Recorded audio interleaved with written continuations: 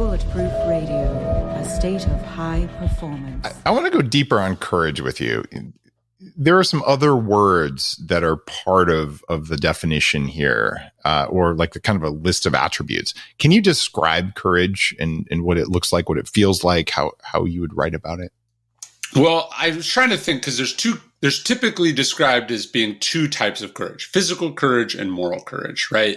One is the soldier, one is the scientist, right? One is running into a burning building. The other is putting out some transgressive piece of art or cultural commentary.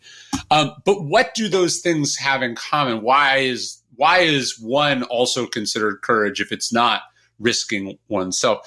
I think it's like at the core of courage is putting your ass on the line, right? So you're either putting your money on the line or you're putting your life on the line. You're putting your reputation on the line. You're putting your body on the line, right? It's got to be something, because if there's not, like, again, if there's no risk, if it's a certainty, it's not that it's not important. We're just not talking about courage. But by definition, you have to be braving something that ordinarily people or people in your position would not be expected to do. If I told you, hey, 100% guarantee Bulletproof Coffee is going to be successful, it's going to get this massive cultural adoption, you'd be like, oh, of course I'll do it. I don't have to think twice about it. But the fact that it was a risk that not only did you not know, but lots of people told you very confidently that it took a lot of hits. That's where courage comes in. And then I say in the book, obviously there's a level beyond that, right? There's a difference between courageously starting a new business and courageously leaving a successful business to, be a social worker in the inner city, right? There's a level of heroism above courage where you're putting your ass on the line less for your own benefit, where you're really in no position to reap the rewards of that courage. I think that's an important distinction or higher transcendent level of courage that we often forget.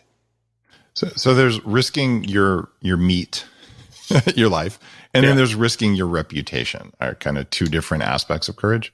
Yeah, and it's not always as simple as that, but it could be a combination of those two things, right?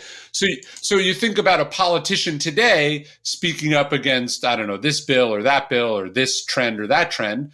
They're risking being reelected or not, right? Which is a scary thing to do. Now that's why they always lie, no matter what party they're in. Right, of course. So you go back 2,000 years. The same senator in Rome is also worried about being executed by the emperor or something, right? So we should bring that back, shouldn't we?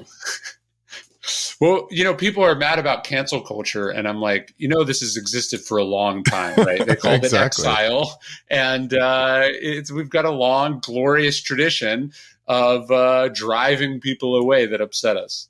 That we do indeed.